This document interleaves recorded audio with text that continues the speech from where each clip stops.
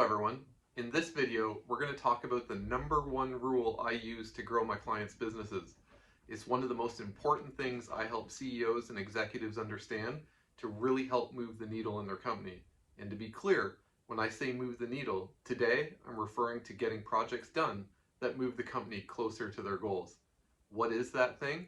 Today, we're going to talk about the difference between urgent and important, and why understanding this one single thing will change everything for your business.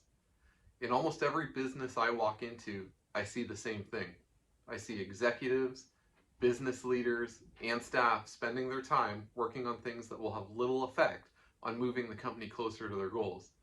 More accurately stated, I probably should say, I see other things these same people can be working on that would move the company closer to their goals faster. And in this video, I'm going to help you start identifying them too. Firstly, let's start how I define urgent and important. In this critical exercise with new teams or clients, I generally ask how they define each, with varying answers. My answer to the same question: urgent are the things that happen because we have not taken care of the important. I want you to let that sink in for a few seconds, and then we'll talk real-world examples. Urgent are the things that happen because we have not taken care of the important. Real-world example number one. I used to live in California, and like clockwork, when summer rolled around, we would start having forest fires.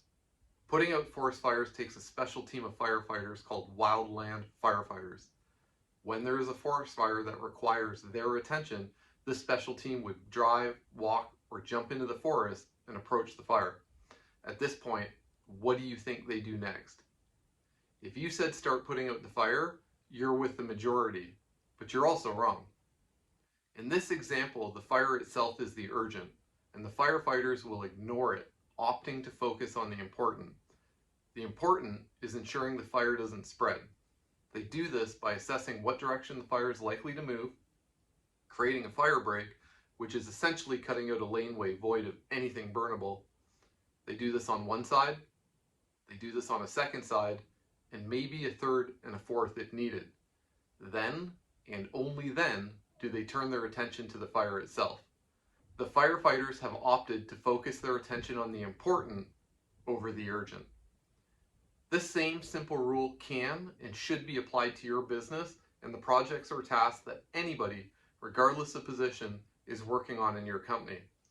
I'm sure you're already thinking of specific business examples you've experienced, and I would love to hear them, so please drop a comment below. But let me give you another general, more business-related example. You have a client who is upset because of, it doesn't matter why, let's call it X. You have a client who is upset because of X, and they are so upset they've submitted a request to cancel services in writing. They are very upset. So what do? My advice in this example: the upset client is the urgent, and it should be left so we can focus our attention on the important. The important is how we got to this point in the first place. Remembering my original definition, urgent is what happens when we don't take care of the important. I would advise to spend your time determining how this happened in the first place with the client. When identified, go back to your best practices, workflows, client journey, or processes, and address the failure point that allowed this to happen. Spend your time making sure the process is addressed so this never happens to another client again. Adjust your best practices. And as a sidebar, if your business doesn't have an employee knowledge base with best practices, you should check out that video next.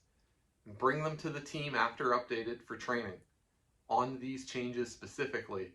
And then, and only then, we can address the client themselves in an effort to save them.